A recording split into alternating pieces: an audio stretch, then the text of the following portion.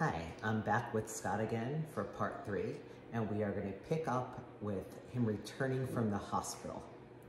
Right. Right. So, how did we get you home? So Patrick and his wife Kim, they picked me up from the hospital. They brought me back to the house. At this point, Gillian was not home yet. I still had a fairly good amount of morphine coursing through my veins that had dulled the pain. Didn't take it away, but it dulled the pain. And I got back to the house and I waited for you to come home. And they were kind enough to make another trip up to the Burlington airport and pick me up to bring me back home. They really were the heroes that day. Yeah. And so again, still pretty doped up on morphine. Yep. You weren't quite you yet at the time. No. And what did we realize that night? There was not going to be any sleep. I didn't know when the next time I was going to be able to sleep was. And we knew that this was different than any injury he had sustained before. Correct. You know, every other previous back injury that he had, you know, is like, okay, we've assessed, you know, this is primarily a muscular injury, and we got you moving. Right. And I'm like, this because motion was lotion in that case. And this was definitely completely not that. different. So that night, well, the last night, the night you ended up going to the hospital, the following day was your first night of not sleeping at all. Right. And then on this night, you didn't sleep a wink. No. It is amazing how much longer the night can feel when you are filled with pain. And thus began probably a period of, would you say it went on for at least 4 weeks, that there was no comfortable position. Easily. And no sleep. Easily. So, I don't wish sciatic pain on anyone. So you can imagine what that does to someone. Right. From a physical perspective, from an emotional perspective, from a mental perspective, I mean, every aspect of my life was being inhibited by this insane amount of pain. And going through, you know, scheduling the diagnostics, like, you know, here we start first with, you know, an x-ray, and then the spine specialist, and then an MRI, and waiting along the process. And didn't something happen where they could not give you something because of the morphine in the hospital? Do you remember that? I was so doped up on morphine, I don't necessarily remember that. They administered something to you in the hospital and it delayed. Oh, okay, I remember what it was now. You were not eligible to get a cortisone shot. Correct. For a period of time because you had been administered, was it the morphine in the hospital? I believe it was the morphine. Okay. Someone out there is going to know exactly what we're talking about. Just put a comment below and let me know that I'm wrong about that. And by the way, don't forget to like, subscribe, and share. So that began a period of time for us. Again, this happened around President's Weekend in February. Yes. A period of time for us that there was no sleep, there was no getting comfortable. How much work did you miss? Actually, I missed a day. A day. I missed 1 day. So and yet once again, Patrick was the hero because he filled in for me that day at work. He got to work, but he was incapable of doing any of the things. It was all he could do to get there. Oh yeah, there was no participation in the physical fitness training sessions. There was no participation in, you know, any of the conditioning marches or anything that was going on from a physical performance perspective. So rehab did not begin at this point. This was pain management and surviving the days. Would you agree? That's absolutely correct. There was no such thing as let's do this exercises or that exercises. Like honestly, the exercises were getting to the bathroom, being able to take a shower, correct, being able to eat. Correct. That's what it was at that time. I mean, and not to go too far into details, but even standing at a urinal was very difficult because I could not straighten my leg enough to stand up straight. So when she says getting to the bathroom, the very basic functions of life were impacted by this injury. Can we talk about the cane? Yes. So about 3 weeks after the injury, we had already had a vacation booked. So we were going on a March cruise, and Scott wanted more than anything else to be able to go on this vacation. Correct. However, you know, he still can't walk, but I want to say the cane probably came the day after the hospital. We went cane shopping. We did go cane shopping. It's not my favorite kind, I'll be honest. So we had to go a couple of different places, in fact, because I was not able to walk 50 feet.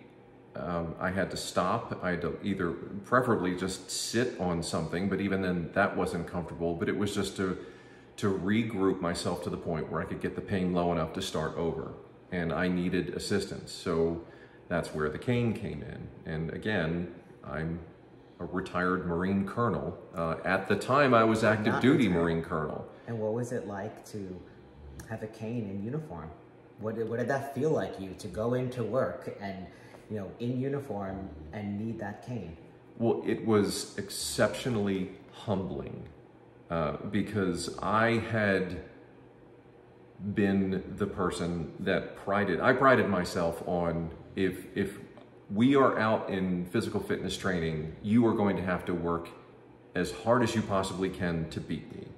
I wanted nothing more than to inspire everybody to push themselves farther and harder and run faster just by virtue of my example. And here I can't even walk now. I relied on the assistance of a cane.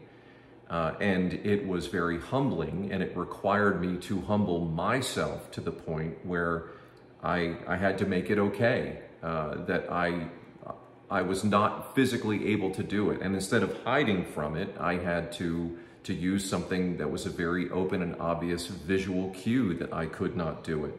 So it was difficult, but it was necessary. You had to ask for help. So I did.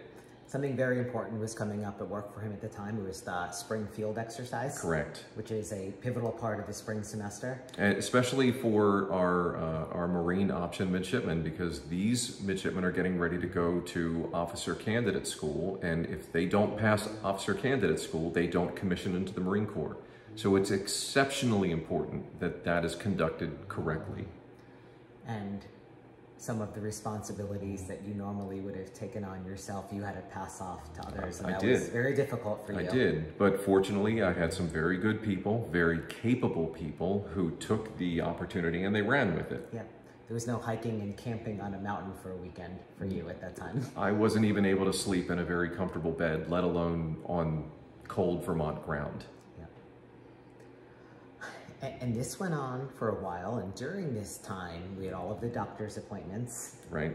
And in terms of pain management, we made a choice, and it was a choice for us that we were not going to utilize pain medication. Correct. We actually used Advil and Tylenol, let's be fair with that, but that we were not going to utilize any of the prescription pain medications. Correct. Not judging it, it was just a choice that we made for us. That I did not want to use it because of I didn't want to use something that I had to ramp up and then ramp off, just because I did not want to create any sort of chemical dependency.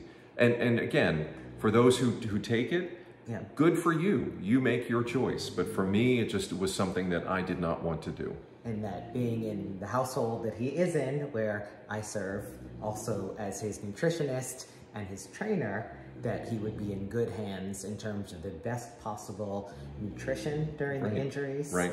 And that once we had the diagnostics, that I would have something to work with and have that kind of direction. This was an injury that I knew, until we knew what had happened, that we were not really going to take any risks at that time. Right. And again, I'll go back to the trust that we established, or that she established, in the very first back injury. I knew that she wasn't going to do anything that was going to put me at further risk of injury or pain. Mm-hmm.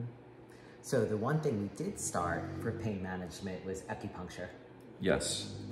And that was very interesting because I had always considered it some sort of witchcraftery or something like that. I didn't understand it. And I think for me, I feared what I didn't know. And it ended up being arguably one of the more effective pain management activities that I undertook during that time frame. Yeah. Shout out to my acupuncturist. So with like most injuries, one of the things that helps most, if I'm being completely honest, is the passage of time. You've all heard the phrase, time heals all wounds. Well, you know, each day, you know, I would say pain got a little bit less. Were the Some days were better than others, but I think I will caveat what Gillian just said. Time does heal all wounds, but how you fill that time is incredibly important as well. And I had filled it with physical therapy. I had physical therapy. Physical therapy and acupuncture at the time. Correct. Okay. And I was, you know, I think the first rule, do no harm.